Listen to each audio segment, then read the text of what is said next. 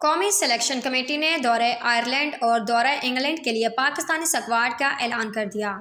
कौमी सिलेक्टर्स वहाब रियाज, मोहम्मद यूसुफ, अब्दुल रज़ाक और बिलाल अफजल ने प्रेस कॉन्फ्रेंस के दौरान दौरे आयरलैंड और इंग्लैंड के लिए पाकिस्तान क्रिकेट टीम का ऐलान किया।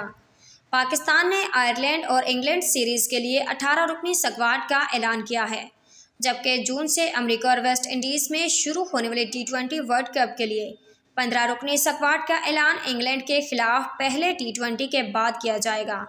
आयरलैंड के खिलाफ सीरीज़ 10 से 14 मई तक है, जबकि इंग्लैंड के खिलाफ सीरीज़ 22 से 30 मई तक खेली जाएगी।